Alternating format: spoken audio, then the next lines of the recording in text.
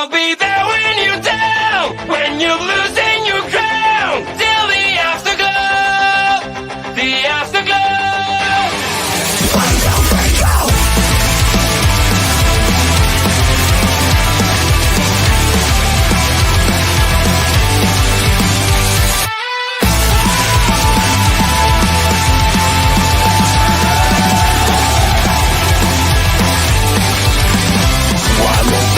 Fading away, you look so great when you gotta shine. One more part of you is gone now, as you keep smiling at the crowd. Pressure is your best enemy, spotlights show what I wanna see. Sometimes it feels like you're under attack, you just can't break free. I'll be there when you're down, when you're losing your crown, till the afterglow, the afterglow. I'll be there when you fall, when you're losing.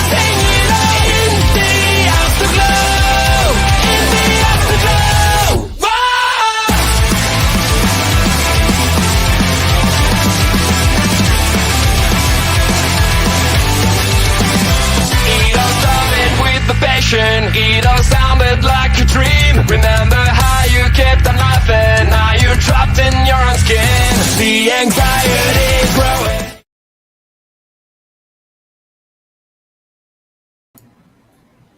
All right, we are here live for Smackdown, the Smackdown Security Detail, taking place in Edmonton tonight, but we are coming to you live right here at Turnbuckle Studios.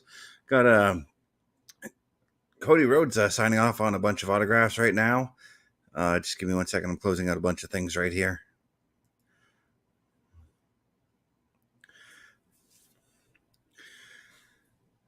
And we're looking at Bash in Berlin last Saturday, seeing everything that took place. Mainly looking at Kevin Owens and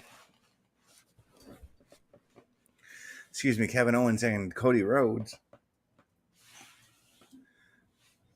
As we know, tonight, Cody Rhodes is scheduled to make his announcement as far as the challenge from Solo Sikoa goes. And Leeds coming in saying, "Good evening, buddy. How's it going, Leeds? Glad to have you here on the show."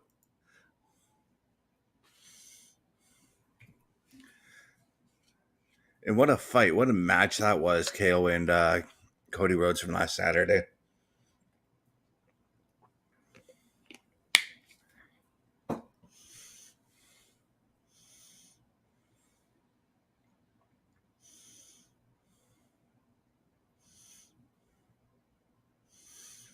And they're showing when Cody's knee came into play in the match, but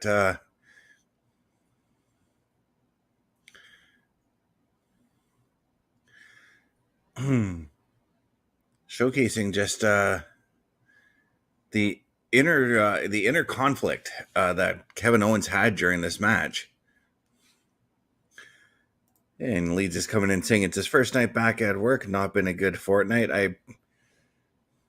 I kind of feel you. I haven't been feeling the greatest myself the last few days. I was actually kind of happy that I was able to get a night off from streaming last night.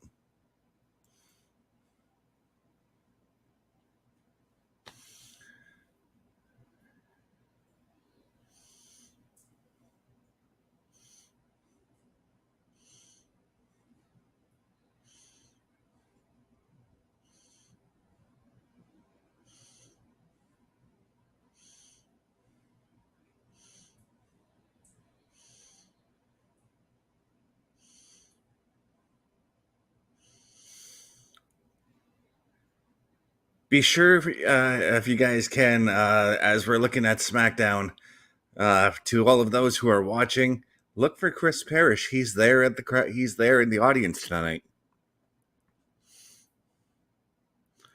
and we're getting started off with the bang as the undisputed WWE champion makes his way to the ring. That being one Cody Rhodes.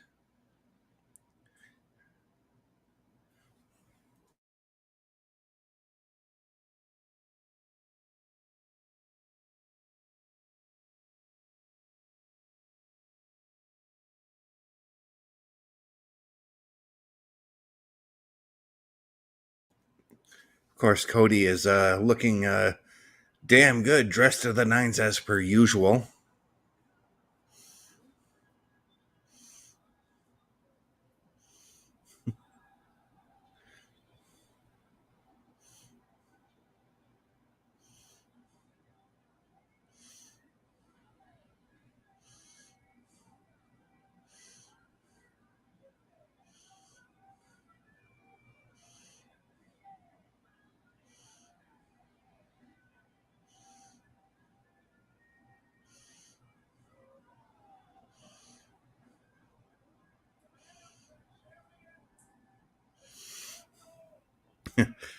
Leeds coming in saying be weird if he got a Santino moment. It'd be awesome if he did, actually.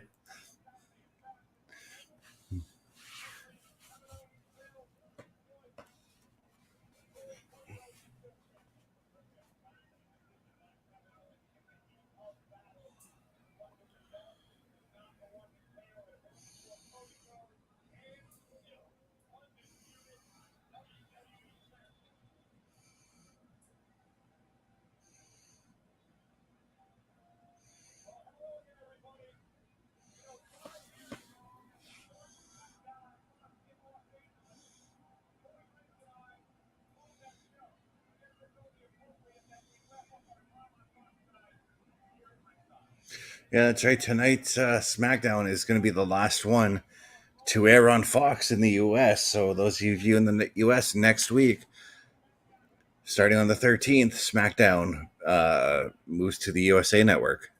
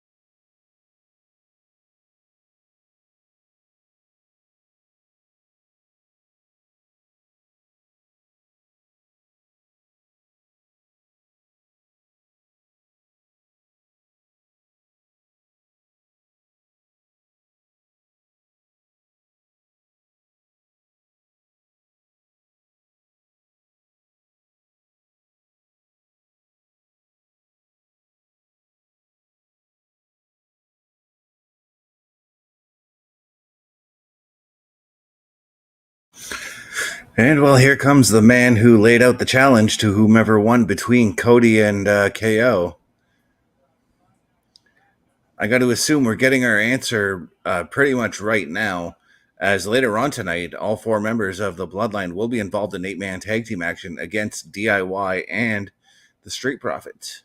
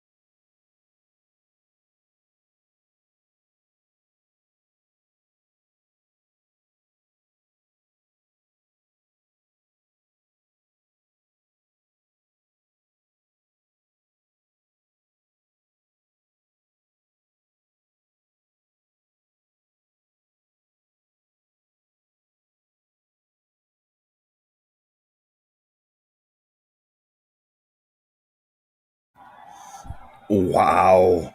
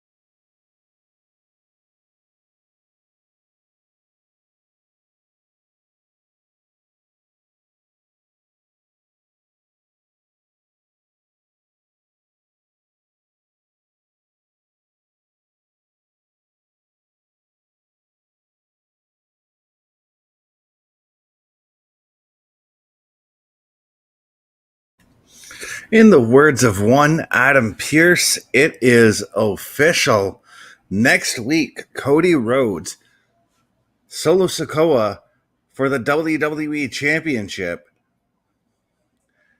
And right now, we are looking at a 5-on-4 situation as DIY and the Street Profits have made their way to the ring, as it almost was a 4-on-1 situation with the bloodline.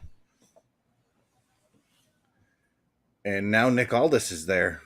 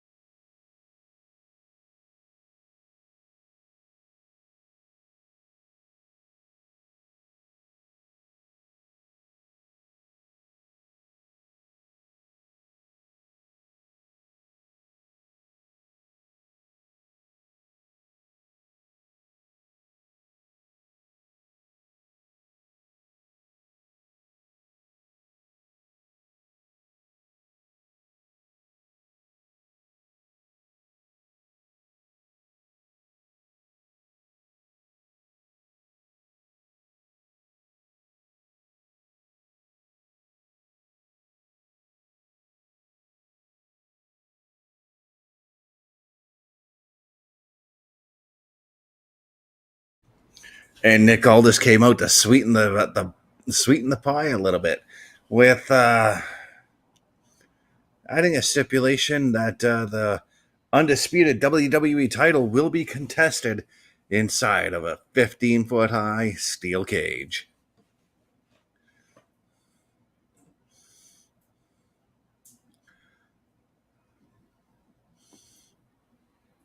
All right, now we got Pretty Deadly and Tiffany Stratton hanging out.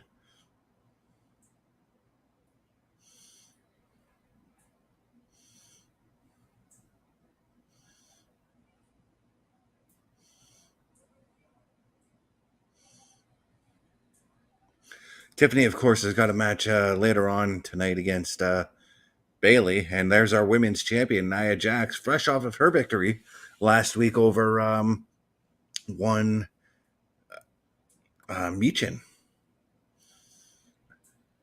I mean, she completely, literally destroyed Meechin, but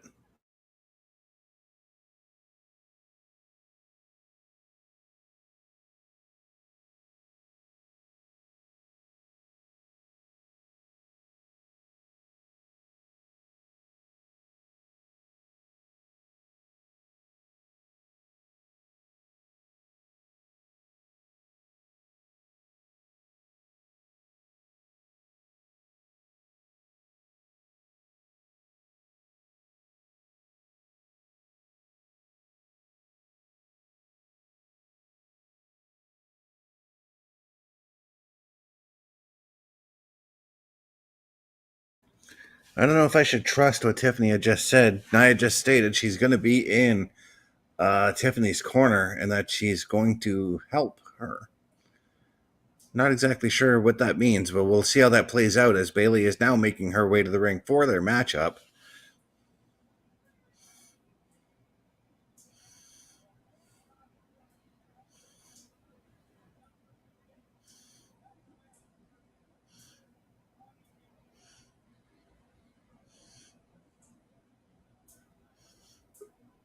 Doop.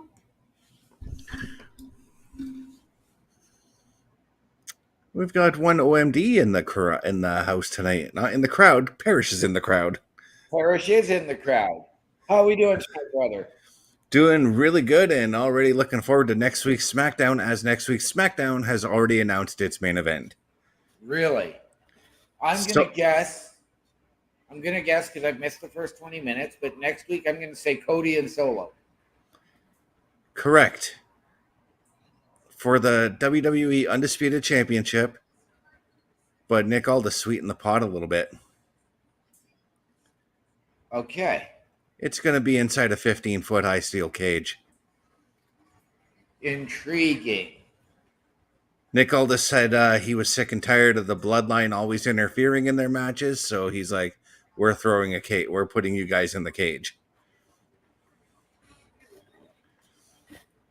Interesting. So I have to admit, I'm a little tired. I just worked an 11-hour day today. You guys need to hire me. But when he said that, though, he said no members of the bloodline. Keep in mind, next week is the season premiere for SmackDown. Yes. There's always something big that happens on these season premiere episodes. So yes, and the reports are of one OTC returning next week. Yep. Somehow I could see him being joined.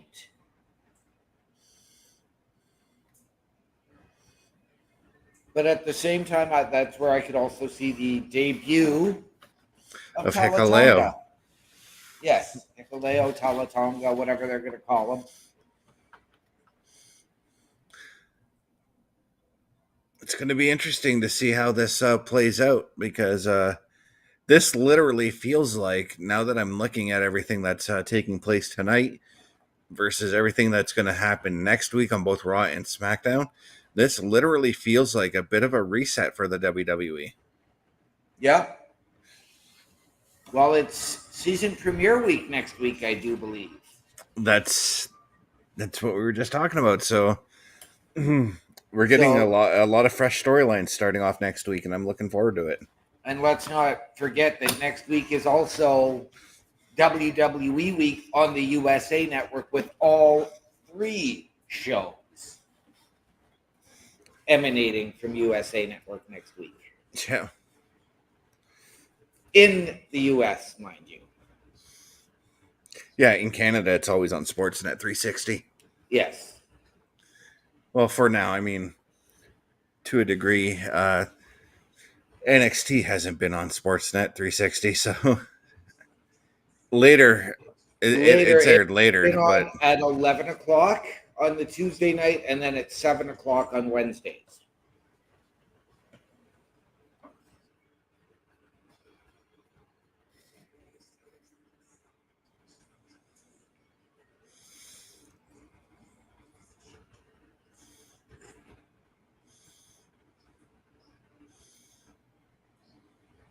oh, that's right too. I meant to.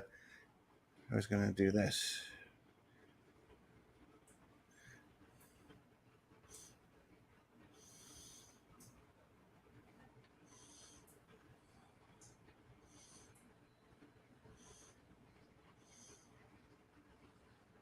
Still no score in the Green Bay Packers Eagles game.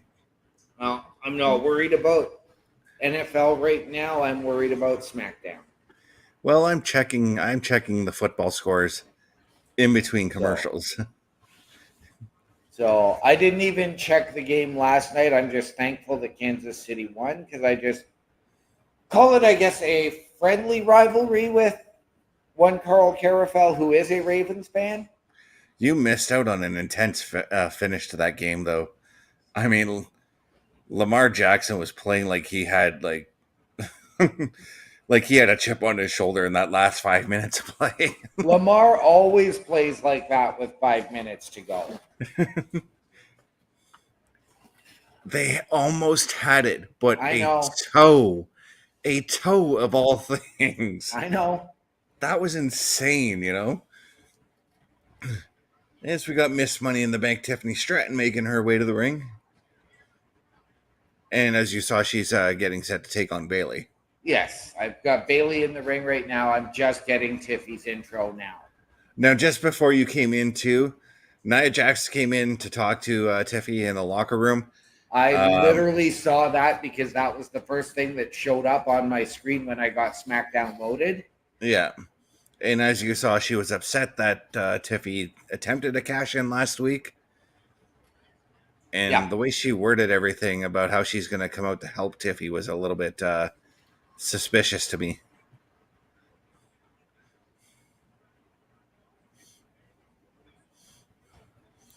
We're looking right now at last week's insane hardcore match. I mean, or street fight, I should say. Okay, I'm getting the highlights from SummerSlam. Now I'm getting last week.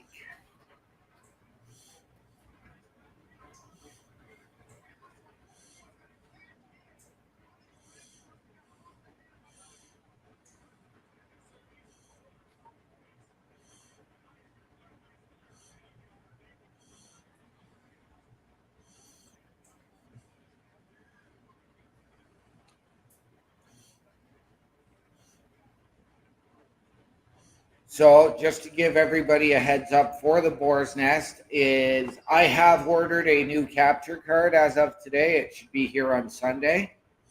Did you order the same one that Bubba and I have? Good, because that's an easy one to work with. I can go over there and set it up for you and be on my way. I should be able to figure that one out and set it up no problem myself. Mm-hmm. But I would recommend that you and I go into StreamYard to make sure everything's working fine afterwards, you know? Yeah.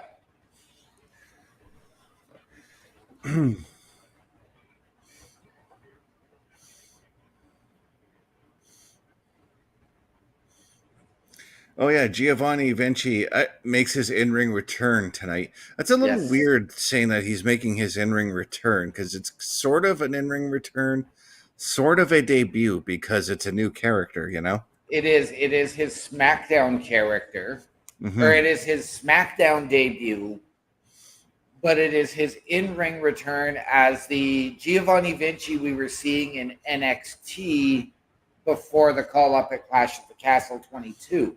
Mm-hmm.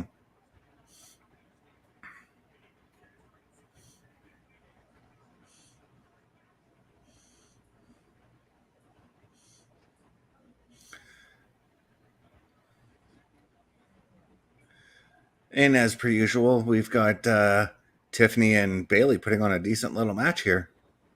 I don't think we or our fans would have expected any less out of this match. No, and this is the first time these two are meeting, and that's what's Yes. interesting to me. It's a fresh match for Bayley. It's a fresh match for Tiffany as well. Yes, it is.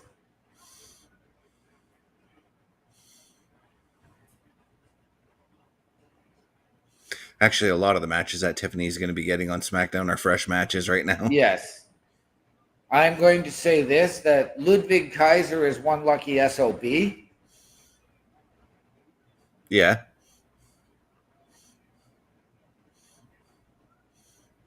Because he has Tiffy waiting at home for him. Well, not tonight. He doesn't. No, not tonight. He doesn't. I'm going to give a shout out, as I read earlier today. Congratulations to Tennille Dashwood, aka Emma, and the former Riddick Moss, who have announced they're expecting their first child. Good on them.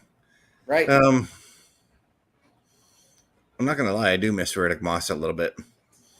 Yep. And I do actually. I know that they probably won't bring her back because it'll be the same situation, but there is a part of me that does like miss Emma. Like when she came back for that second run, I really hope that they were going to utilize her a lot more than they did. I don't blame Emma for her departure at that time. Well, No. actually, she didn't depart; she got released. Yeah. No, I was really hoping they were going to let her go and be more Tennille Dashwood as opposed to being Emma. Well, they had her like she was dressed up as the Tennille Dashwood character, To a point. but With the sunglasses and the "it's all about me," but that was really all there was about it. It wasn't right. There were other women on the roster who were doing the same gimmick but better, i.e., Tiffany. You know, it wasn't the Tennille Dashwood that I had watched in Impact or Ring of Honor. It was Emma cosplaying as Tennille Dashwood. you know what I think they could have done, and I don't know if she would have liked it, but to make her stand out, they could have brought back the Bubbles Emma. You know, the stupid dance thing. No. I liked it. Just no. But here's what they could have done to make a different spin on that character. So imagine she comes out, she's doing that dance thing. The bell rings. She converts to Tennille Dashwood and just starts beating the shit out of her opponent. You know what? I could get behind that because it's almost like It's almost like Festus. I was going to say Waylon Mercy. Oh yeah. Waylon Mercy was just awesome. We got to see him live. Yes, we did. Him trying to shake hands with and a little bit of a WWE tie-in. I watched NXT last night and it was fantastic. They announced the new liaison between NXT and TNA. That being one Ariana Grace. Mm-hmm. And we saw Carmen Petrovic answer Jordan Grace's open challenge. Oh, that was on TNA because you said NXT last night. Oh, yes, TNA. Yeah. As well, there was a vignette done in Chinese for a mysterious veiled woman to be added to the Knockouts division. I had my prediction on who it was, and then all of a sudden, as the vignette was coming to an end, you see a hand come out and the fan open. It's going to be Xia Li. Well, I was going to say her 90 days are almost up, so. And I'm excited. I'm glad. I said upon her release that TNA is the best bet for her. TNA or go back to Japan. Yep. AEW, they wouldn't know how to use her. They already don't know how to use their Oriental wrestlers, so. No, they don't.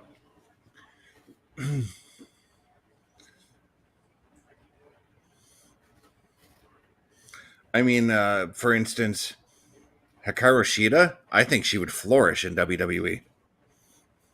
Yeah.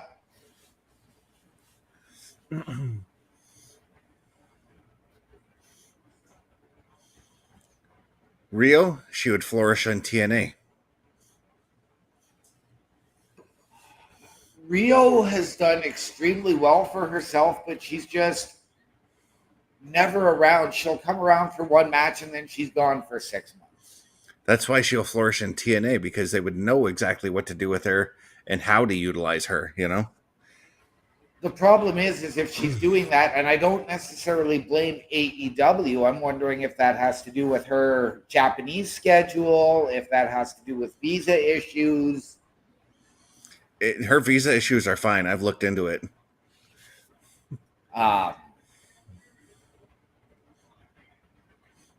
And I mean, like, do not get me wrong, because I mean, I could sit here and say that, you know what, because I've said it, that I thought Riho was too small. So, like, I don't know how she was the first ever AEW Women's Champion. Oh, they played the whole underdog story with her. Oh, I know. But even still, I just didn't see it. I didn't find it believable. Mm-hmm. Bayley, you need to tighten up that elbow drop a little bit. You'll see what I mean in just a moment. Oh.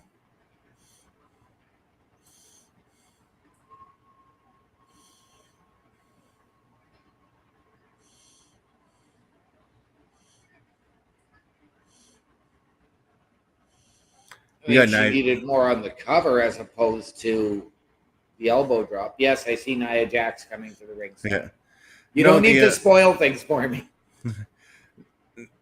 No, I was going to say, like, that elbow drop, it almost looked like she, instead of jumping, it looked like she slipped off the top rope. Oh, see, I didn't see that at all. I don't know. I think she just needed to get her legs up a little bit more and the arm tightened in a little bit. I've got to say this, because I'm getting this front-on view of Nia, and with this outfit, does she look slimmer wearing that romper? Dude, she's been dropping weight like nonstop. So yeah, she's looking better and better with each passing week. I will say that. And I know that she's got to maintain some of that weight, because I mean, she's a monster, and in WWE terms, being a monster means having a lot of weight, being a big dude, being muscular. Right.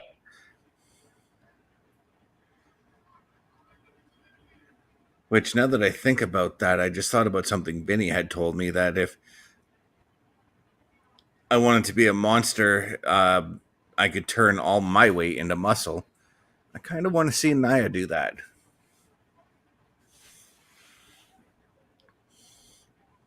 But she's still like a very intimidating woman with, right, you know, her size. And I kind of, now I'm thinking, the more that I think about it, I'm actually very glad that they're keeping her on SmackDown, because right now over on Raw, who is the monster woman? That would be Rhea Ripley. I'm kind of glad that they're keeping Nia on SmackDown, because it's kind of keeping them separate, so that when the moment comes for them to actually have a match, it's going to be special.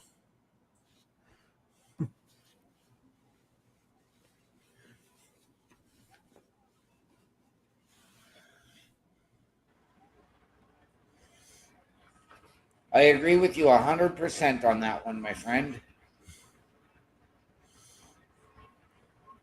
Yeah, we're looking at a Wayne Gretzky, an homage to Wayne Gretzky, who, by the way, has got the stick that I had as a child in there.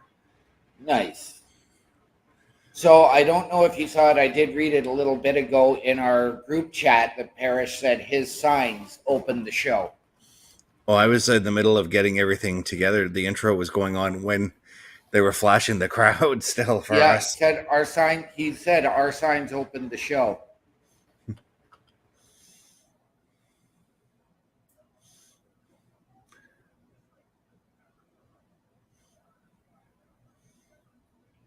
I'd laugh right now if Parrish went and bought himself that Oilers championship. Although I don't think he would, because he's always said he's not a fan of the circular titles.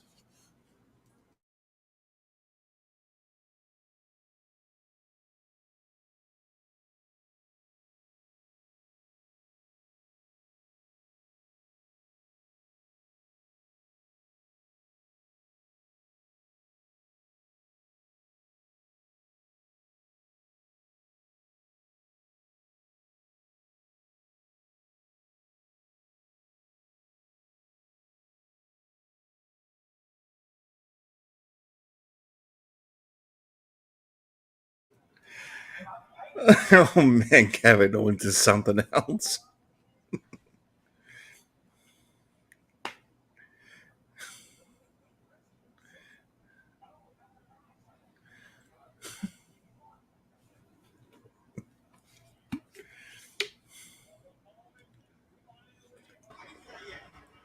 The way he ripped away the Edmonton Oilers title from. Right? I love that. That was an amazing segment. Yep. I'm glad that they're not showcasing this Kevin Owens being upset or jealous that he lost the title.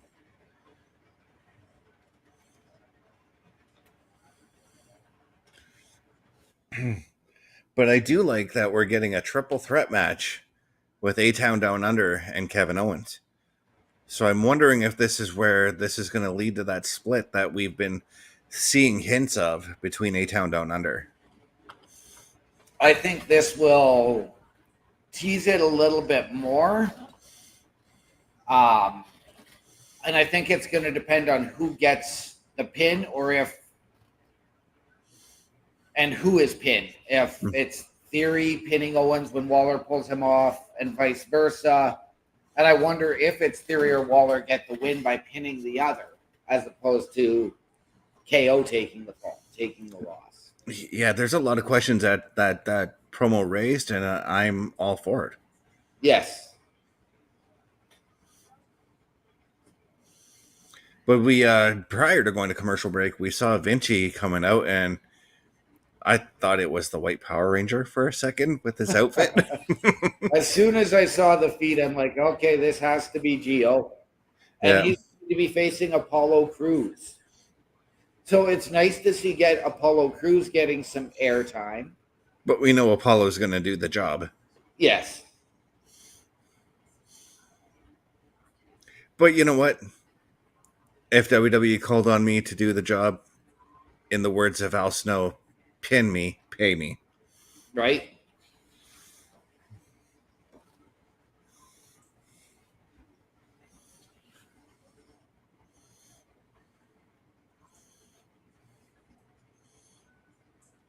So I've been playing some more MLB The Show 24, which, by the way, Wednesday, 8 p.m. Eastern for the PlayStation Showcase. We're going to be showcasing some of that mode, some modes from that, or we're going to be doing... we are doing a two-part episode on that. We're going to be doing one part where I'm going to showcase the road to the show, and then the following week, OMD is going to join me, and we're going to play against one another in Home Run Derby. I've been going through the road to the show mode, and they have different announcers for each division that you make it through. Oh, really? Yeah, and I'm in the minors right now, and I don't like the announcer there because he sounds like he's when he's doing the announcing, he sounds like he's reading a Dr. Seuss book. Now, are you in MILB, A-ball, double A-ball, triple A? I just got moved up to triple A, and I'm drafted. I got drafted by the Chicago White Sox, the worst team in the league this season. Yep. Potentially the worst team in the league of all time. Mm-hmm.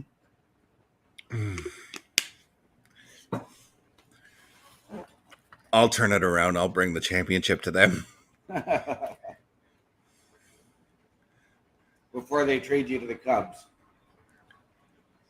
I brought the Cubs 6 World Series championships when I was drafted to them a few years back, so... back to back to back. I built a dynasty with the Cubs. As long as it's not the Tampa Bay Rays, because I hate Tropicana Stadium or Right. Tropicana Field. Worst stadium to play baseball in my personal opinion. We're looking at the beautiful Rogers Place in Edmonton right now. Oh, I'm still getting the collegiate legacy titles. That University of Michigan title, no word of a lie, that's not a bad looking belt. I actually prefer the, and I'm not a fan of the team, but the LSU title. Louisiana State University, that is beautiful. Mm-hmm.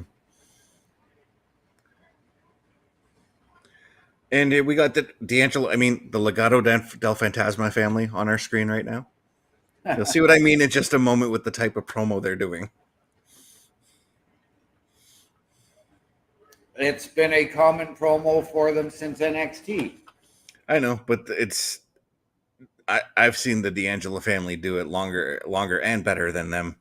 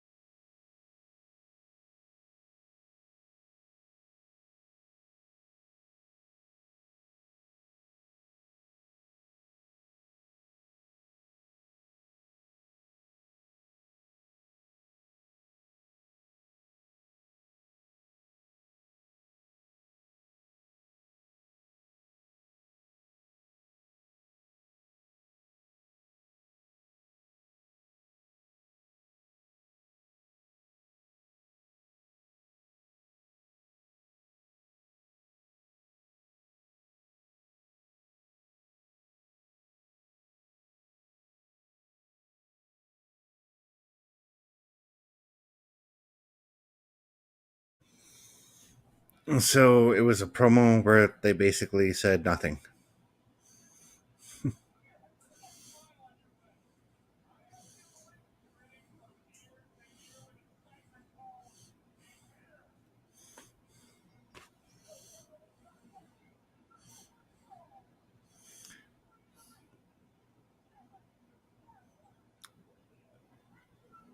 OMD has removed himself from the screen. I think he meant to Unmute, and I have no idea how I did that. Mind you, I was just hitting blindly, so. So what did you get out of that promo? Because I didn't get anything really. It was we are going to make our own success, and I don't care how we do it, which what faction doesn't say that? Every heel faction says that at some point.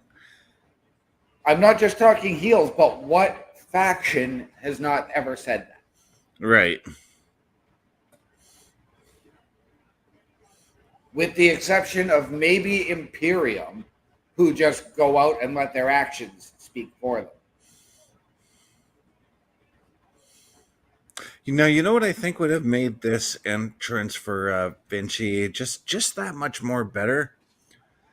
He's been showcasing like sports cars, Mercedes Benz, and all that kind of stuff in his promos. Yeah. I think it would have been nice if he came out driving one of those.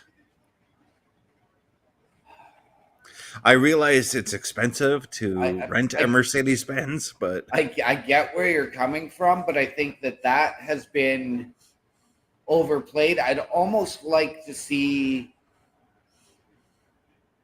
the entrance that he'd had back in NXT, where it was sort of done as like flash photography and Polaroids as he was coming down. I know they sort of sped it up with Axiom's intro, but I'd like to see that as opposed to this just, I'm going to saunter down like a snobby Italian, and I'm going to be a heel anyways, even though my heel brethren kicked me out of their group. And that's the end of that one. Wow.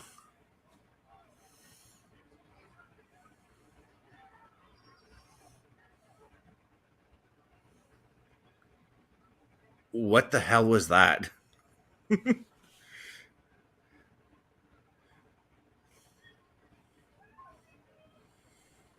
That was a let's cut the match because we went over on 3 segments.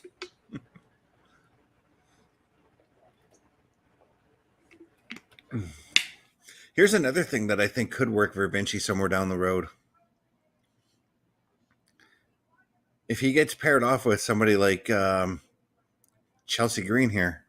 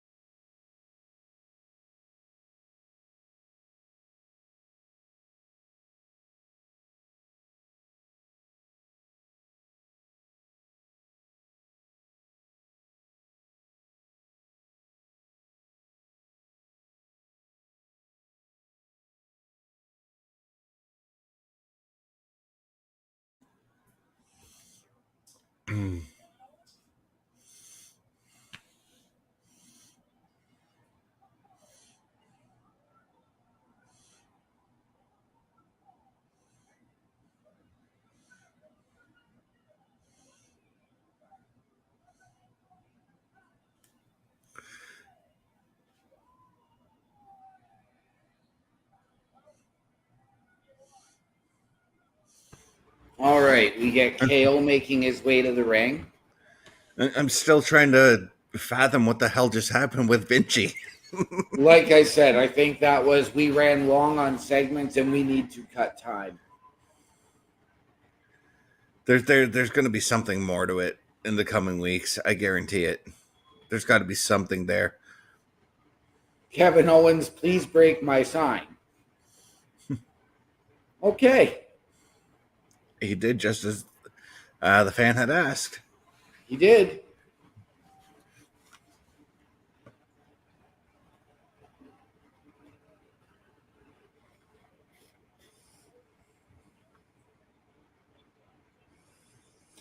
Seeing this commercial reminds me I've got to build the room for the Raw Patrol. I might do it tonight. I might do it tomorrow because I made myself have a busy week next week. So for those of you who don't know, in my real life, I don't have a job. I've been working to get a job for close to 6 months now. Today I had a meeting with my employment counselor, and I'm like, you know what? Print me up 40 resumes. I'm going to canvass the city and just drop resumes wherever I can.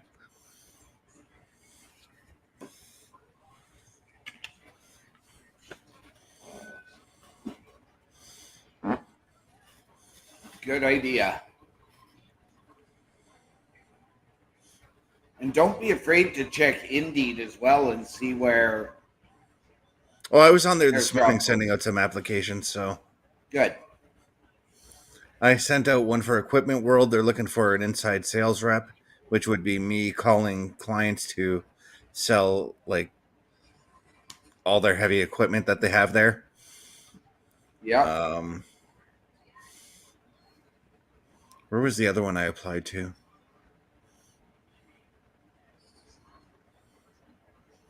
Oh, fucking grocery store on your end of town. Food Basics, Pino's. Pino's, Metro. Pino's. Because he's looking for people in like all of his departments right now. Right.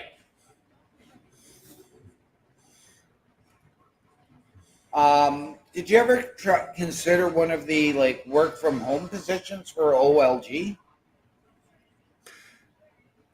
There was one that a position we did look at, but by the time from the time that I saw the position and the position was emailed to me by my worker to the time I got home so that I could apply for it, it was taken offline. Wow. And we're talking like a 20-minute bus ride, people. Yeah.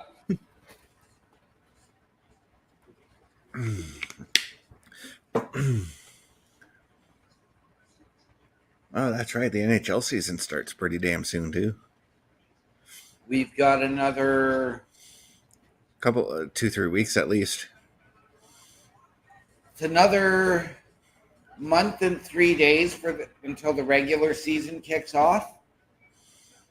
Sorry, I think it starts on the 8th, but then the Leafs play on the 9th. I believe in 2 weeks we start getting preseason. Yeah, on the 24th was the earliest date I saw, because I was looking up something on Tampa Bay earlier, just Tampa Bay in general, and I ended up looking at catching the Tampa Bay Lightning schedule through that. Right. Speaking of hockey, we've got Corey Perry from the Edmonton Oilers in the crowd.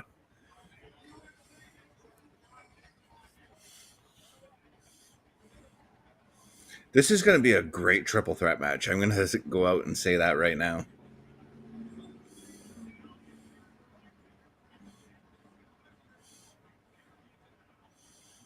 Oh, you can tell that Austin Theory's been hitting the gym.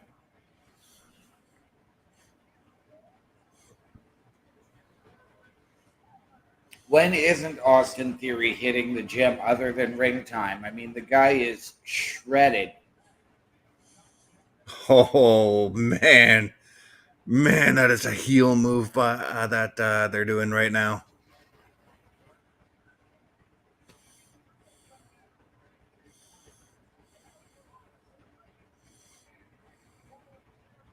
As you can see, Grayson Waller has got himself a Florida Panthers jersey with Matthew Tkachuk's name on it. He is. I mean, it's a classic heel move. No wonder they showed Corey Perry in the crowd, because they knew this was coming. Yeah. But as you talked about Austin Theory hitting the gym, I got to give him one name, 2 words, and this is 2 words that were thrown around by a guy who couldn't hack it in WWE. And I'm going to say this: Austin Theory, once he can actually get some momentum going, total package.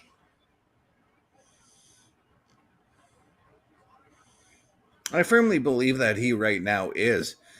I'm really curious to see how he would be as a babyface, because if you ever watch like his the way he acts outside the ring, he's a natural babyface. Right. But so I'm curious what they would do, or what he could do in the ring as a babyface. That's the one thing I'm really curious about. Grayson Waller himself, just looking at him, like, I don't see babyface. I see natural heel in him. Right. He probably actually is a natural babyface in the locker room, as he just went through a table. Reminder, guys, this is triple threat action. No disqualification. Anything goes. Yes. Now, I'm going to do some fantasy booking here. And it's going to be, who is the heel, who is the face? October 8th, NHL season. In either, whether you're going with Waller or Theory versus Ludwig Kaiser. I mean, you're getting a banger of a match, but who's the heel and who's the face? If Waller and Kaiser were to fight? Waller or Theory and Kaiser. Kaiser's just got that heel face that you just want to punch. So, but so does Waller. So does Theory, though.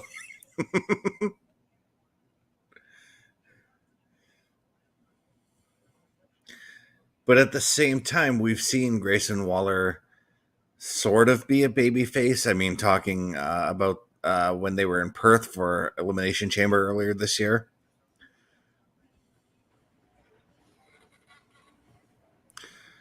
Grayson Waller would actually know how to play up to the crowd.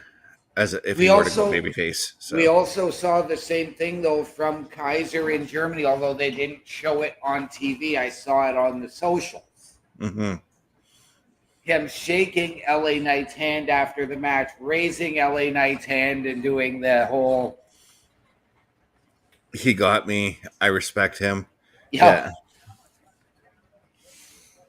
Hmm.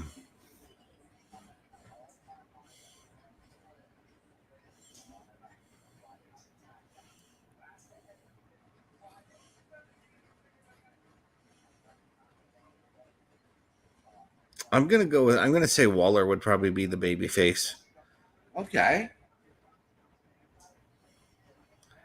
because the more I think about Waller, if Waller were to go baby face, I can see it potentially happening somewhere Yep. down the line. Whereas with Kaiser, I think he's gonna be a career heel. Right. See, I see Waller being that guy that has the babyface tendencies. Yeah, that's the other thing too. Is his in ring is a lot of babyface kind of stuff. You know. Yeah, he'll have the babyface tendencies, but I can see Waller being a career heel. We've seen it with Kaiser, with Gunther, where they're starting to really get appreciated. Mm-hmm. Even though they're doing the heel things, their matches are absolutely incredible and they're starting to get the appreciation and it's organic, flowing organically as opposed to a forced turn. And that's just it too. Like you don't necessarily have to change your personality to become a heel or babyface. You just got to change who you hate. Yeah.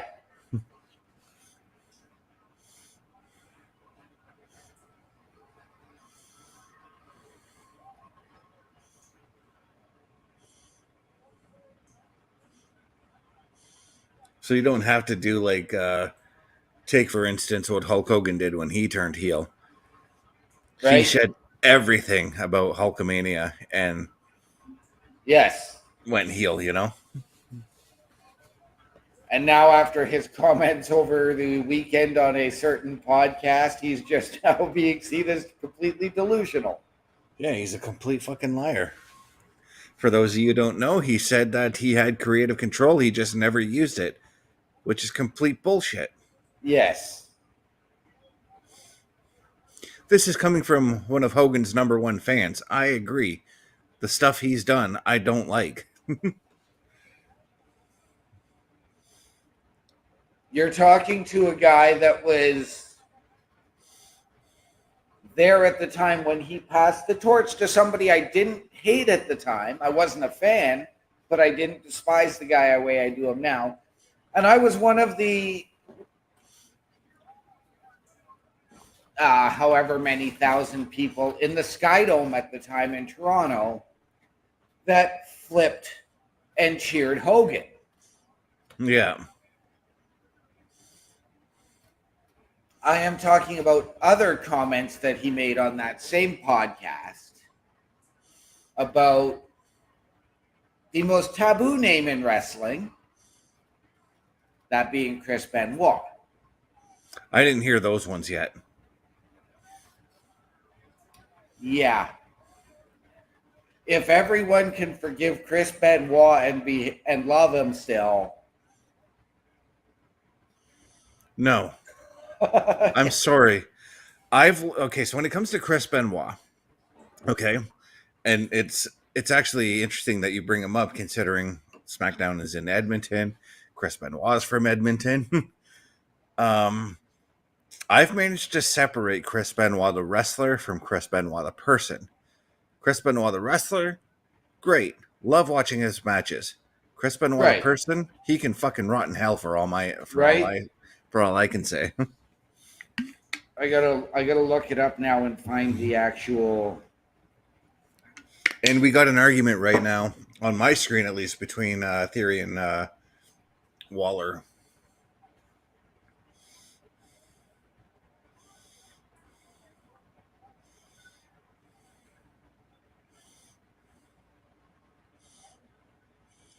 But they went back to double teaming on KO.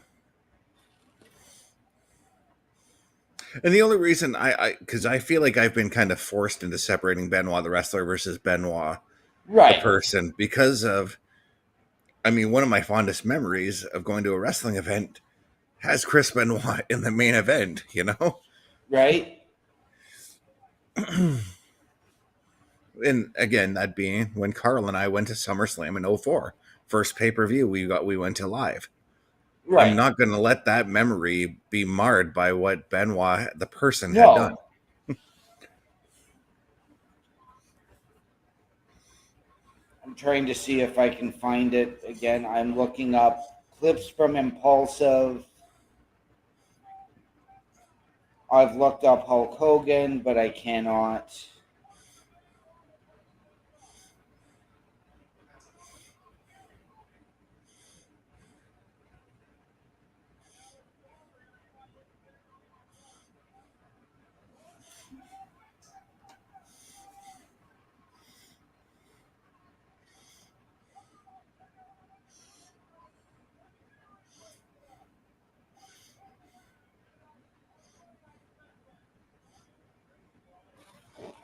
But yeah, he did all of that. It was,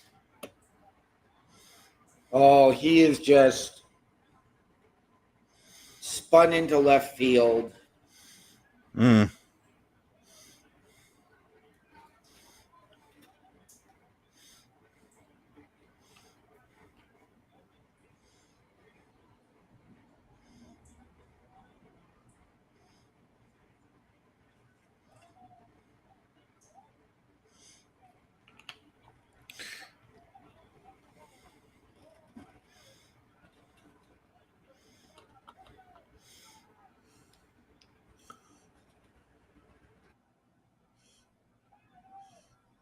Oh, and there's the finish to the triple threat. There was some infighting between Waller and Theory during that match.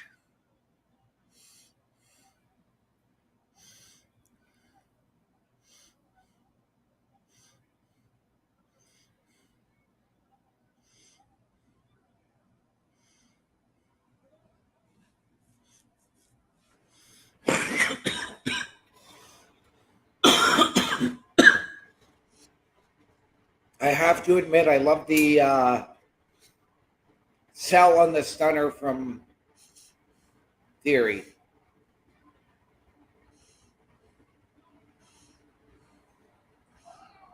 Now, I know a lot of people don't see this in Theory just yet, but I see it. I see future world champion in Austin Oh, I Theory. do. I do. And Leeds coming in saying, yeah, Austin takes a good stunner. He definitely does. And Austin also delivers a good stunner.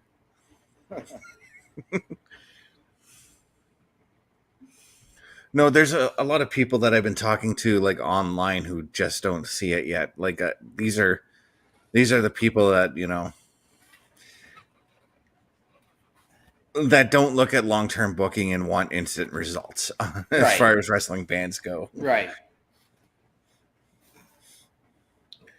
And right now we're looking at a video package for the best of series that we're getting between I'm seeing it right now. between Andrade and Mello. And again, this just needs to, for me, this needs to end.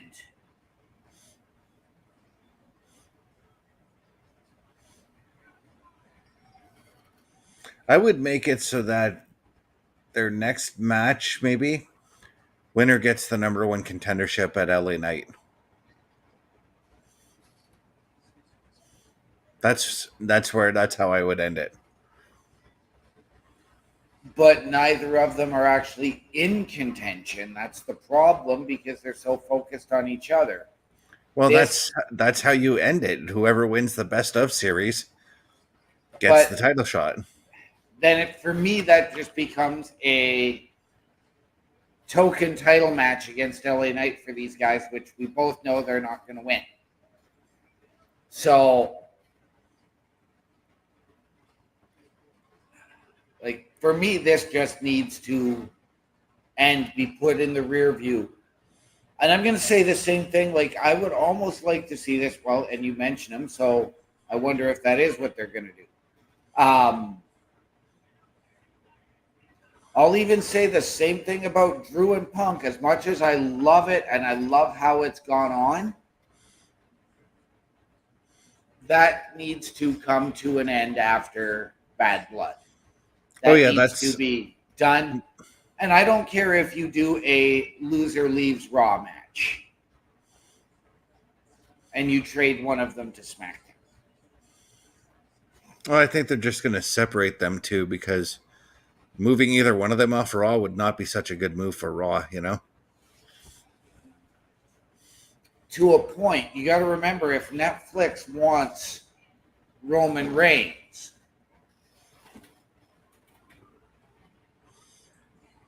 then if you move Drew over to SmackDown, you're keeping him away from that side of the bloodline. Mm-hmm. He doesn't have issue with Solo in his crew. Well, he has issue with Solo, but he doesn't have issue with Solo's crew. He's not going to get involved in that. And then you can get the Dashing ones battling for the undisputed.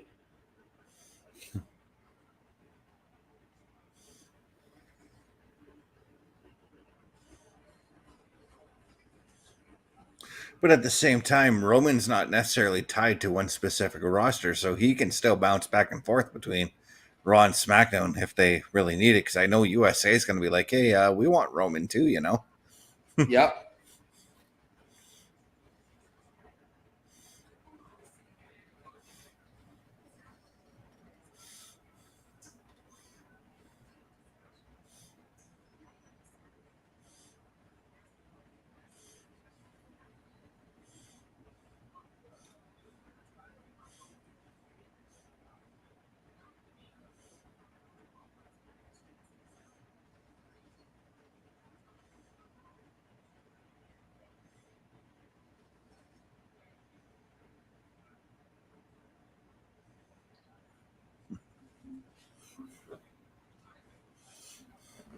Wait, do I?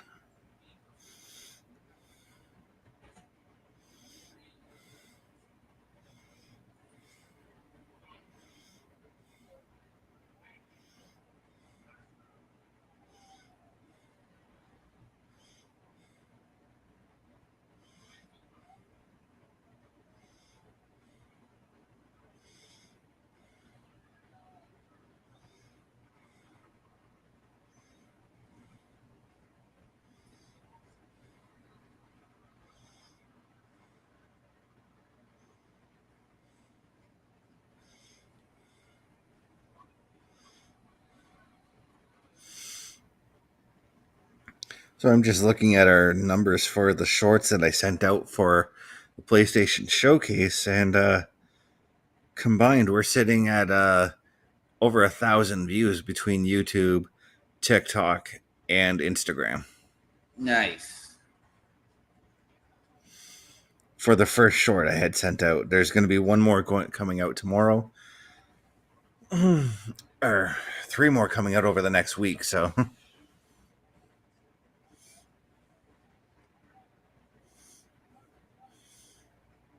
And we're looking at the State Farm Arena in Atlanta, where Bad Blood is going to be hosted. They're really pushing this show, almost like it almost feels like SummerSlam vibes with it, you know? Right. And I mean, they've been pushing it since long before that. And I think it's because because they've got Cody promoting it because it's right where he's from in Georgia with that Atlanta rapper, likely the return of Hell in a Cell, or 2 or 3 or 4. Yeah, 4 Hell in a Cell matches compared to that one dream card I saw online. That's too much for one thing. Right.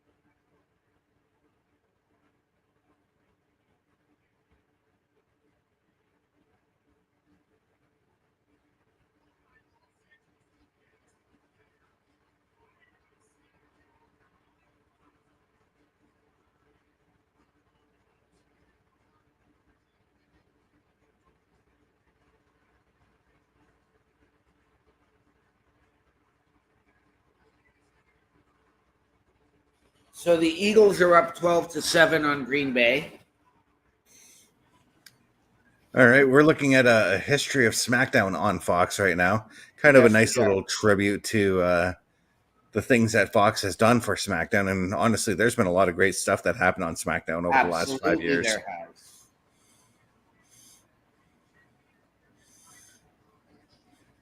The one thing I kind of enjoy is they're not showing anything from the pandemic SmackDown. Yep. Because, well, I mean, WWE sucked during that time. You know what? Like, and I know I've heard you guys say it. I actually enjoyed it. Yeah, but you're the type of guy that would enjoy Vince Russo booking. No, no. I enjoyed it because there was more focus on the work. You didn't have to cater and try and electrify a dead crowd because there was no crowd. Right, but because there was no crowd, there was no gauging the responses from the crowd. So there was no way of Vince even knowing what storylines worked without even, because Vince refuses to do social media, which is what he should have been doing to see what kind of reactions he could have gotten out of the audience.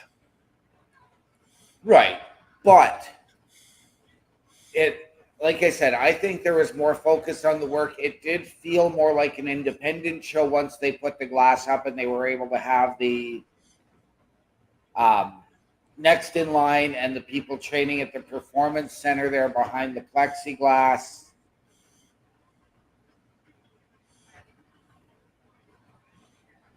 Now, don't get me wrong. During the pandemic, SmackDown and Raw, the shows sucked, but the pay-per-views, on the other hand, were good. See, I had no issue with SmackDown and Raw. Like, I mean, I didn't mind the big pay-per-views, but the little ones to me were irrelevant. You could have cut back and done 6 PLEs a year and you would have been a lot better off. Also, like during that time too, like I didn't want to be tuning in on Raw and be reminded of what was going on in the real world, and Raw and Right. SmackDown did that to me. Right. And we've got LA Knight in the ring here. Let's see what he's got to say.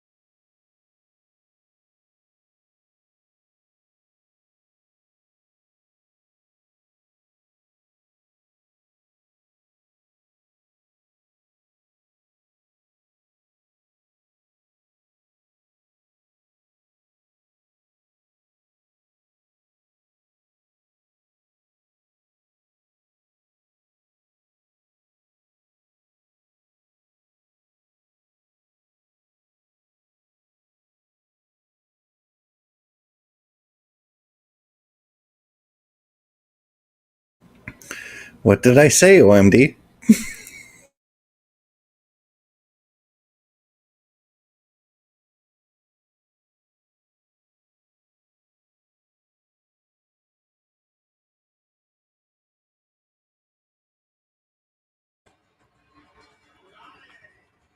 Yep, you called it.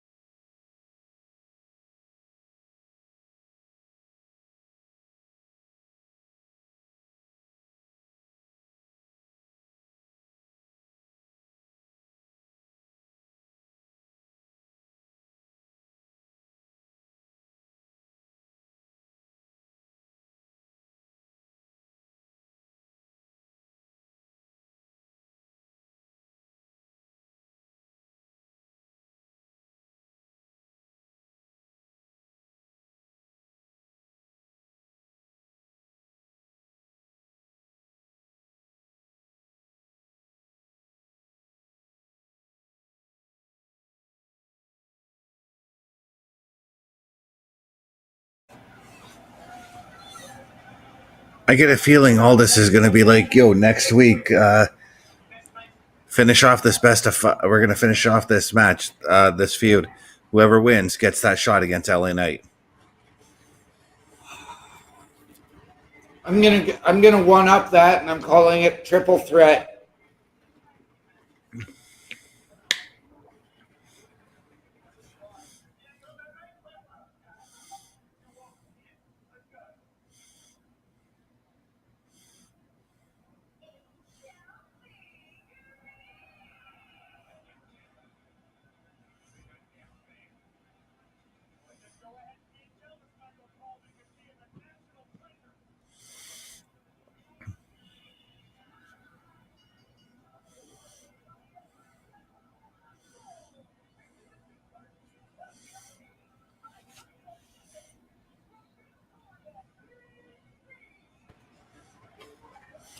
I didn't hear a thing that Austin A-Town Down Under said. They said, "How about you put your two biggest stars on the roster against Kevin Owens and anyone he can find?" Mm-hmm. Oh, there's so many people that would want to pair with KO just to knock out A-Town Down Under. I'm gonna go with it being a mystery guest, a surprise, and being the season premiere and anything can happen. I'm going Sami Zayn.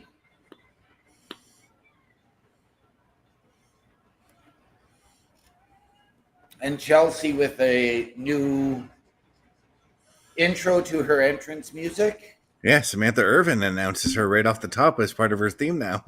Yes.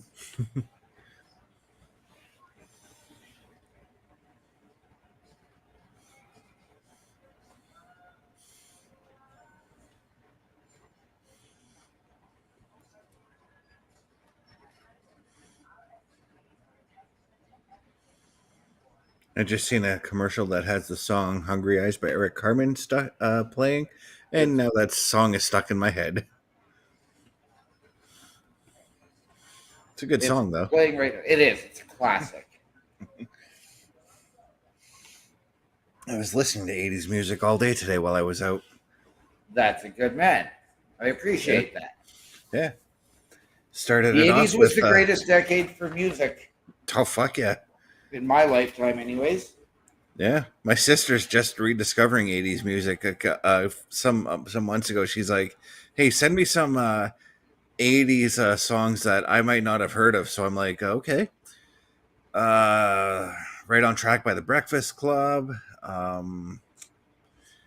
I sent her some rare Flock of Seagulls tunes because everybody seems to think that Flock of Seagulls was a one-hit wonder. They actually have a couple of hits out. The only one I know of is And I Ran, and we still have no idea how far he ran. Yeah. And then I'm like, you know what? I'm just going to take screenshots of all 400 songs on my Spotify playlist and send it to you. Oh, jeez. And now she has that same playlist over on her Apple Music.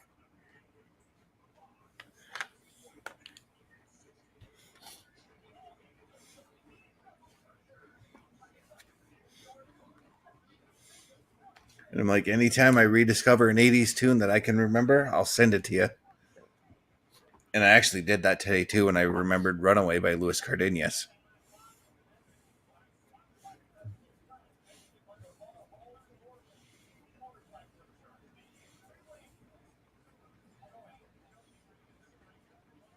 But no, I started my 80s music fest with Hip to Be Square by Huey Lewis.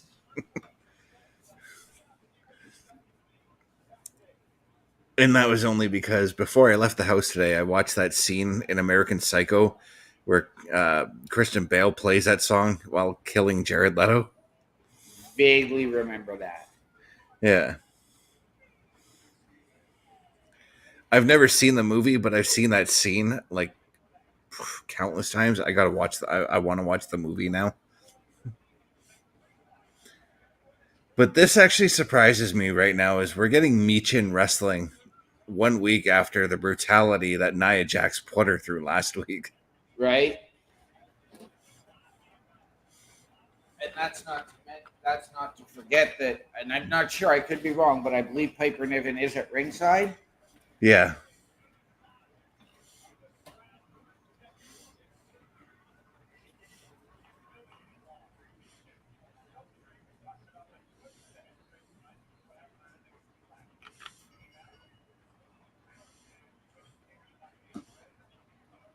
To be fair, I feel like it's been a while since we saw a Chelsea Green match anyways.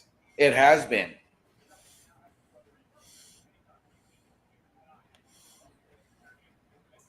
I'm trying to think of the last match she would have competed in.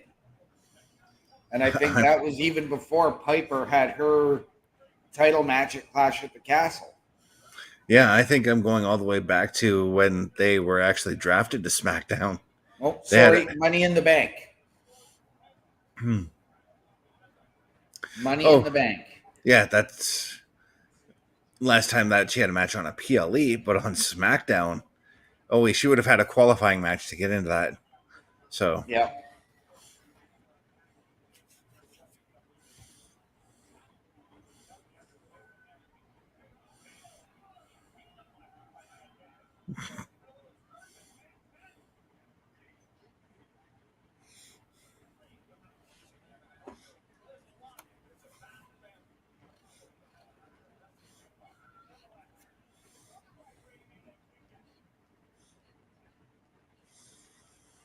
but I guess I gotta say with Michin, I gotta appreciate that she's wrestling this match to show that she's a fighting contender. She's not one to give Right. up. You know what I mean?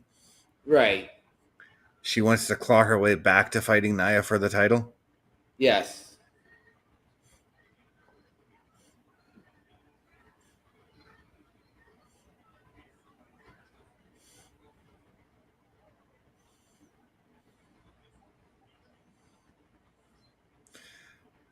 But at the same time, I would have understood if they didn't have her scheduled to wrestle this week. Right. Because then you want to sell what Nia had done to you. That makes sense too, you know? Right. But she is doing that in this match, as you see. She's grabbing her ribs and everything like that.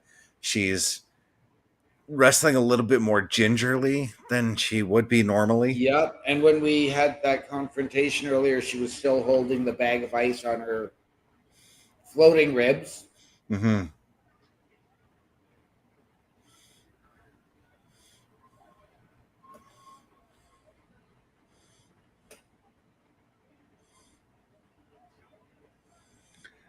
So I'm not sure if you already, if you saw this at all, but already announced for the Calgary Raw, Bret Hart's going to be making an appearance. Yes, I saw that. And I couldn't be more disappointed. Why? It makes sense. They're in Calgary. I know. But I'm just not a Bret Hart fan. Yeah. I mean, I'm interested to see what he does. He's probably just going to be there to kind of like say hi to the wrestlers kind of deal. I hope so. Like, I don't want him coming out and trying to do a storyline promo, of sorts. Yeah, he's going to be just too long-winded, and I mean, he can. Maybe he comes out. Maybe he comes out and introduces Natty because of that one situation there. Maybe. Mm-hmm. But I don't think Natalia's going to need an introduction. I could see him even accompanying Natty to the ring and then going back up. Maybe even doing guest commentary, which I hope not.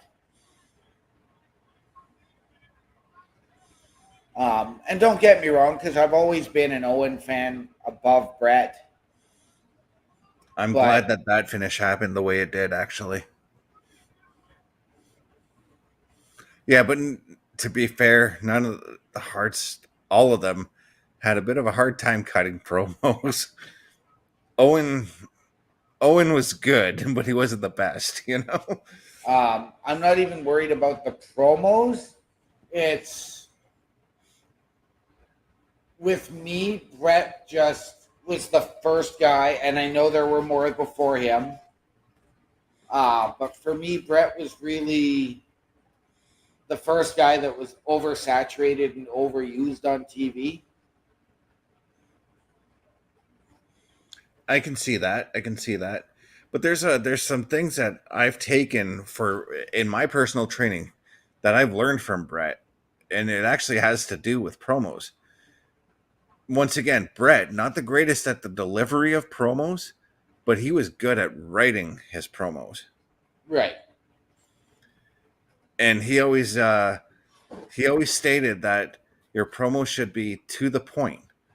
So he would always do his promos in point form so that he knew which beats to hit as far as his promos go, you know? Right. But again, in the delivery, there were times where you could hear him stumbling. Right.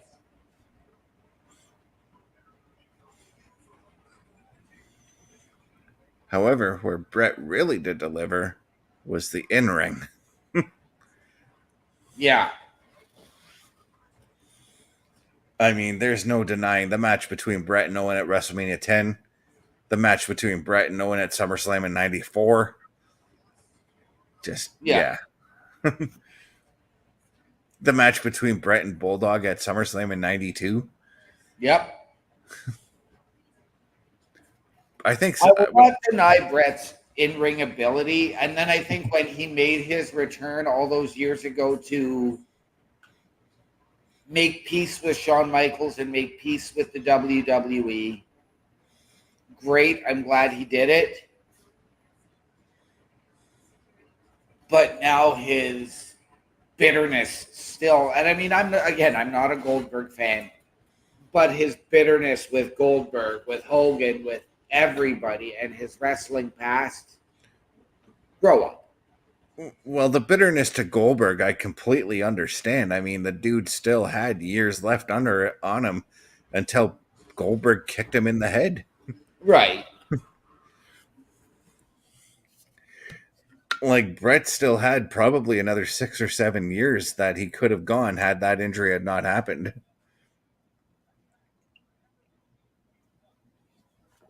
Mm.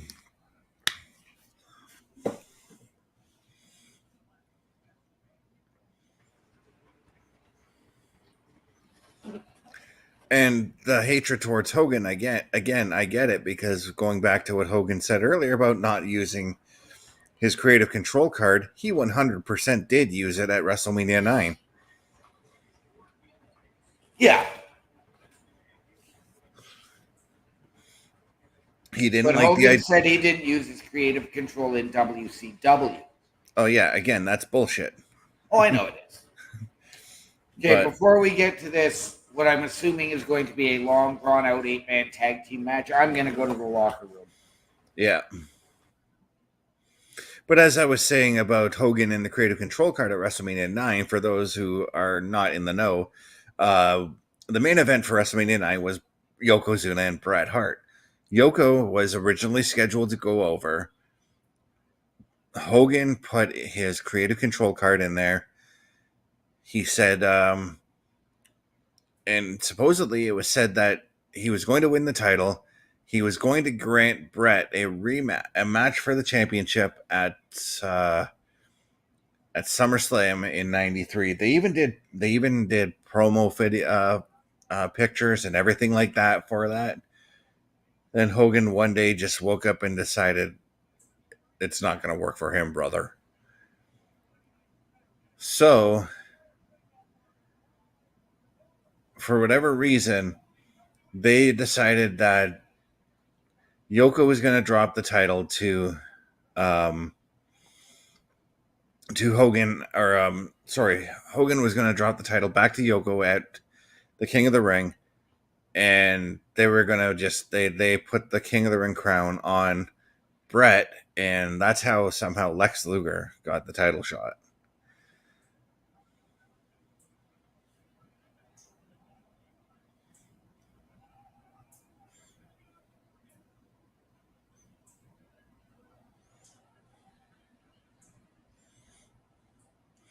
But instead of what they could have done is, because Lex Luger was doing fine as a heel, as the narcissist. He was doing awesome as that character. They could have still had Bret win the King of the Ring. The King of the Ring, then they could have had the King of the Ring do it as we do it now, grant you the title shot at SummerSlam. They could have had Bret then challenge Yoko for the title. Bret still loses to Yoko, and then you could have moved Bret over to Jerry Lawler, like as Bret had actually done for SummerSlam. Now, don't get me wrong; the match that Bret had at SummerSlam in '93 was actually pretty good. He had a match against both Doink and Jerry Lawler, but the match against Doink was actually really fucking good. But next week on USA Smackdown, we're getting Kevin Owens and a mystery partner taking on A-Town Down Under. We're also getting Andrade Carmelo Hayes Part 5, series tied at 2.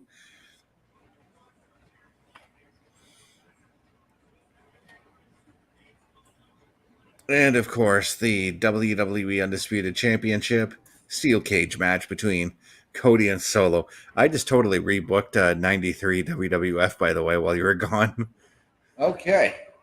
So I came up with the idea that Hogan still plays his card at WrestleMania 9. We all know that originally Hogan was supposed to drop the title to Bret, but Hogan obviously played his creative control card and was like, no, I don't want to do that, brother. Right. So I thought of it this way, because for whatever reason, Lex Luger got thrown into that situation. I thought of it this way. You keep Lex Luger as the narcissist because he was kicking ass as the narcissist. I loved what they were doing with that character.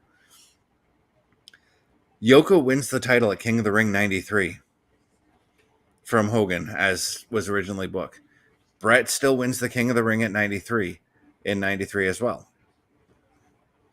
But instead of going Lex Luger, Yoko, Brett gets the title shot at SummerSlam 93 against Yoko because he won the King of the Ring.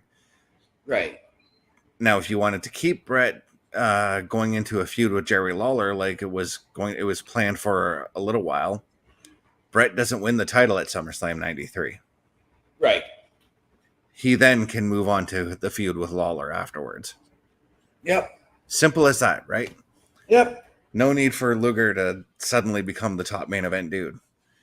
If you wanted to continue pushing Luger to that point, sure, have him end up in the final two of the 94 Royal Rumble like they did with him and Brett anyways. Have Brett still win that Rumble. Now you've got Luger as a top heel to challenge Brett for the title afterwards.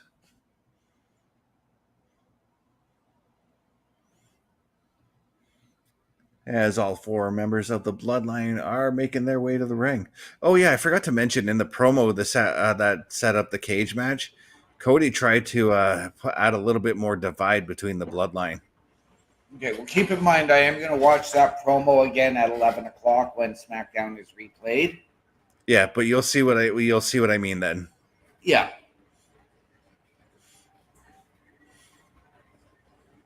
Oh, after the show, I need to get your ID for MLB The Show so I can add you in that game. Okay.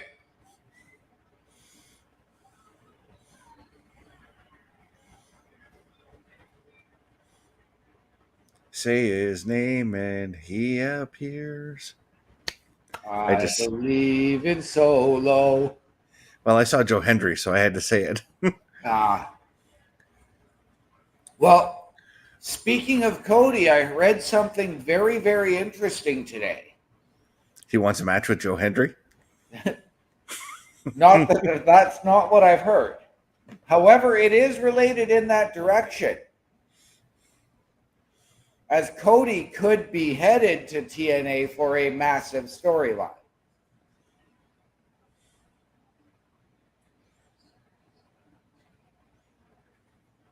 I mean, I've been trying to figure out if you do move some of the TNA stuff to the main roster, who do you start out with? And Cody and Gunther are probably the two best names you would have to go with on that one. Cody, yes. Gunther, no. But if you're going to do that, there's only one way to go, and you have to go phenomenal. Yeah. You have to go AJ Styles and the OC.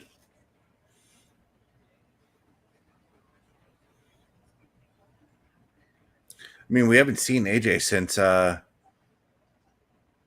it's been a while since AJ's been on TV. I'm talking like, I think, did he had the title shot at Money in the Bank, right?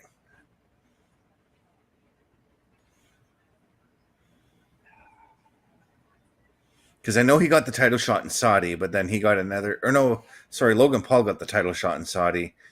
AJ got the title shot in Paris, but AJ got another title shot after after the Saudi show. Yeah. I just can't remember which pay-per-view it was at. No, I can't either. Yeah, Cody was supposed to return to TV a few weeks ago, the same night that Roman returned to TV. You mean AJ? No, AJ was supposed to return the same night as Roman, but they held off on that.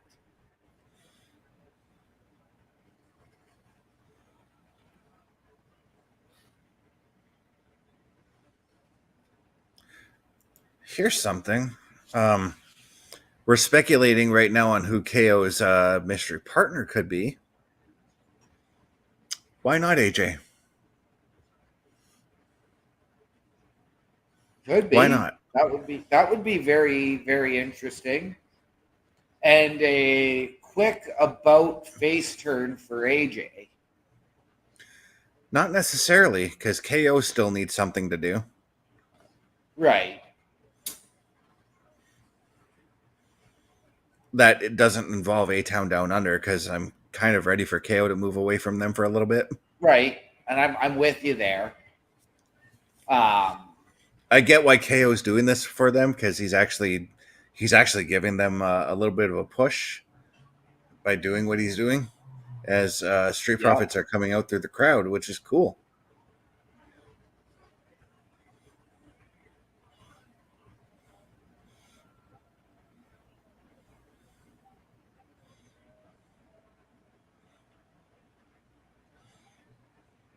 I would almost think maybe KO goes back to, or not back to, but over to NXT for another run there and take the title. But we also know that his contract is supposedly coming up very, very soon. Oh, it's already guaranteed he's renewing, though. Like, KO's already stated that, like, he's not going anywhere anytime soon. Right.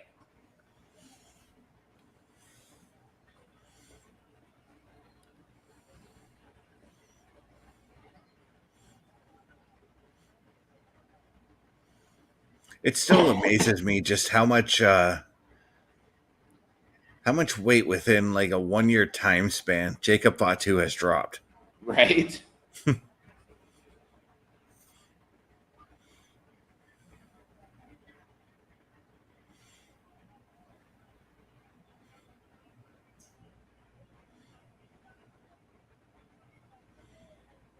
Which reminds me, in our for the intro for the show, I really have to add Jacob Fatu to that. Yes. And I got to take the U.S. title off Logan Paul in that video. Yep. I'm actually probably just going to do a whole new intro for the show. Right. I am potentially jumping on to do some gaming with Bubba after, I don't know. And I will discuss with him the idea of a new intro for the Boar's Nest.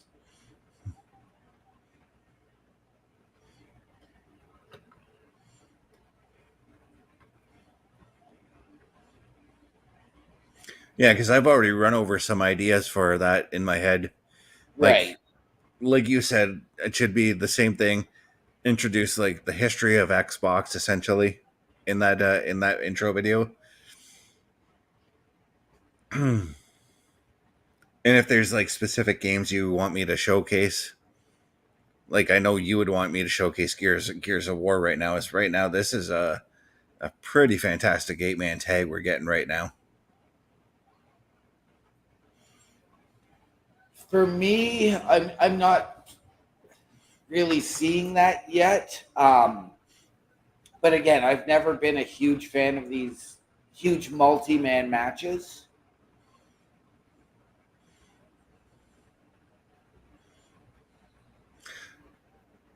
A normal tag or a 6-man, great.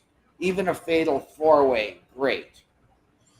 But these huge multi-mans, like if it's the Survivor Series, I'm all for it because it's the elimination match.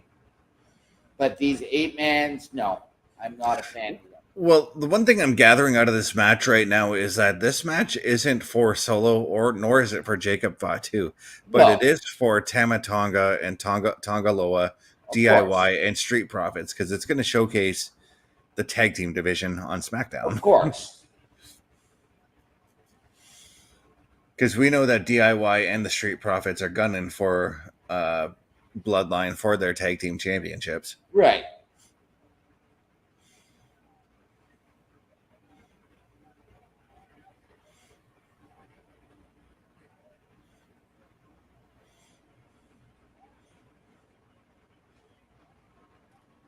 This also could be a potential setup for War Games as well. Because I kind of got... you'll see in that opening promo everything that takes place. Right.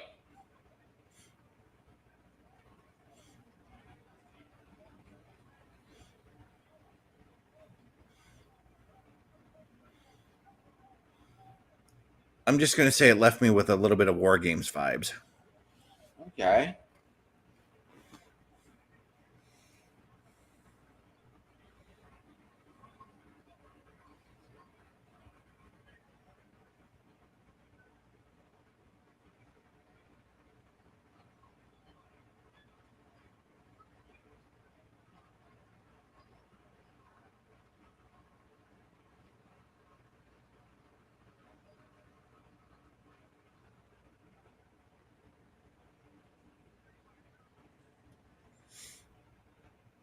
What game are you and Bubba thinking on playing? I don't know. I don't even know if we are. I asked him earlier about gaming and I get the thumbs up. So who knows? Okay, Bubba, I love you, but I hate when you do that. I really Right. do. When I want a worded answer, don't give me a thumbs up button, brother.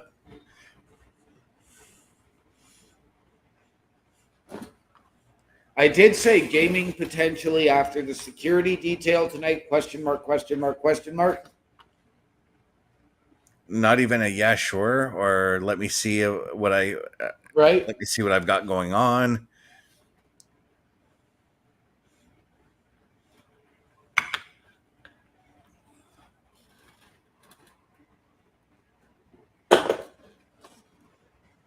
As well today, I have officially booked 4 tickets for Upheaval next year. Nice. Now, whether that's, I mean, no matter what way I slice it, it's family going, whether it's Carl, Celeste, and my friend Charlotte, Mm-hmm. or whether it's Shane, his mom, and her boyfriend.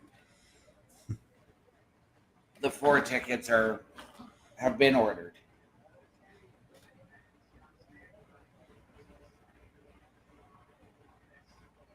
I need to find work before I can think about getting tickets there. Yep. Well, and tickets for the general admission are already in tier 2 pricing. Oh crap! You just reminded me. I forgot to ask my worker something. I'll have to send her an email on Monday. Because if I am going for that H&R Block stuff, I need to get proof of how much it's going to cost for to get funding covered for that. Right.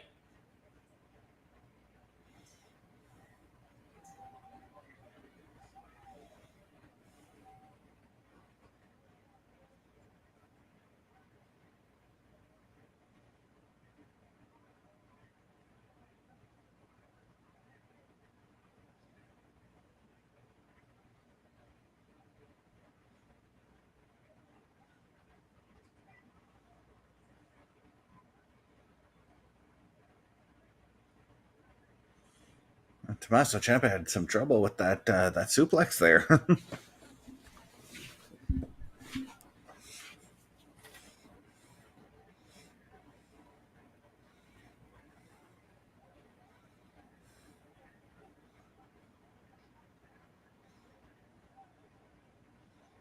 Yes, yes, he did.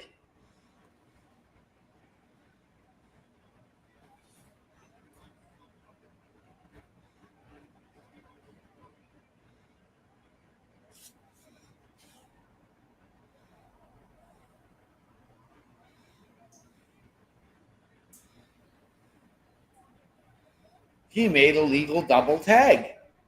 Yeah, the referee is actually confused as to which one would be the legal man. If you're looking at his face, he's not Yeah, sure. and that's brilliant. Yeah. One of the most unique moments. I don't think I've ever seen that before. So right now he's counting Angelo Dawkins as one of the legal guys, which means that Johnny Gargano can come in and get a pinfall too. Or well, yeah, Johnny Gargano can still get in because he hasn't been tagged out yet.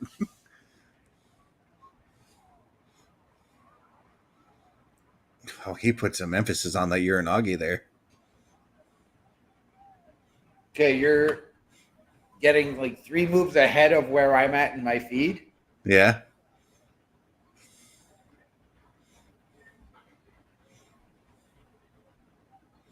Because I'm literally just getting the Uranagi now. Yeah, well, you'll see how much emphasis he puts on it. Yeah, I did.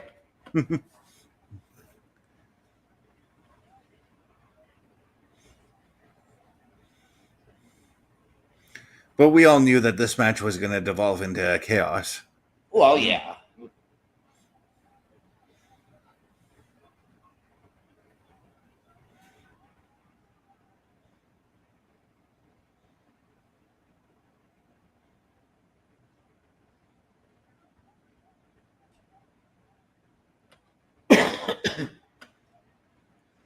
And I was going to suggest, do we potentially see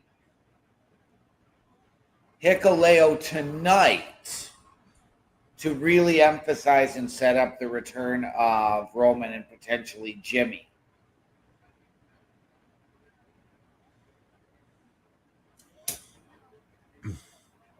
Given the time remaining on the show, I'm not exactly sure if we do or not. Right. Because I don't want to spoil the promo. But the Bloodline were outnumbered in that opening promo.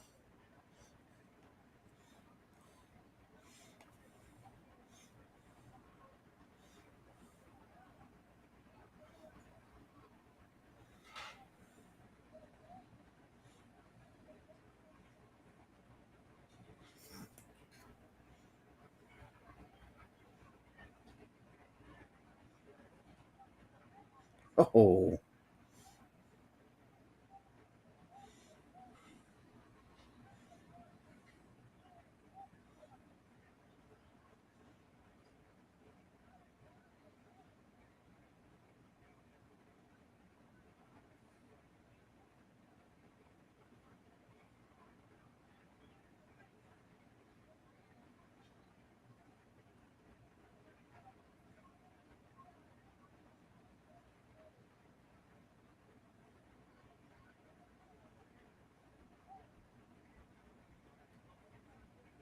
And there's the finish.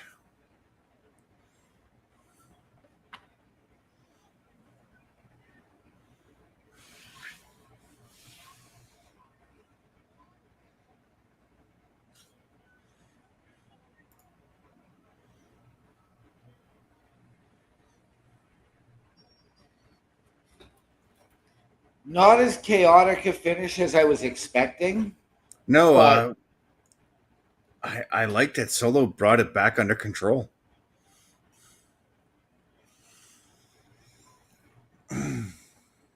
But still dominant, right? yep. And I think we needed Solo to get that pin going into next week's cage match so that Solo looks strong, you know? Absolutely.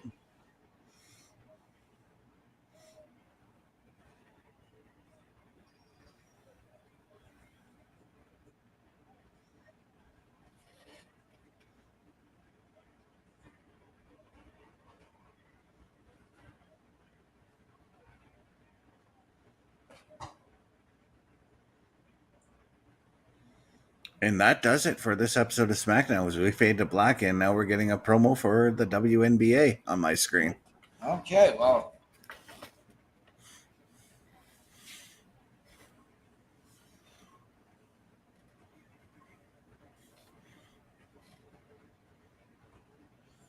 And now I've got the fade to black, and we are out. You were like a full minute behind me, at least. Yeah. So yeah, what overall for what you saw from this SmackDown? What are your takeaway from the last SmackDown on Fox? Very interested to see where they go on USA Network. Mm-hmm. Very intrigued to see if we start to get back up to that TV 14 rating. I know it's a little bit harder for me to hear the shows. Mm-hmm.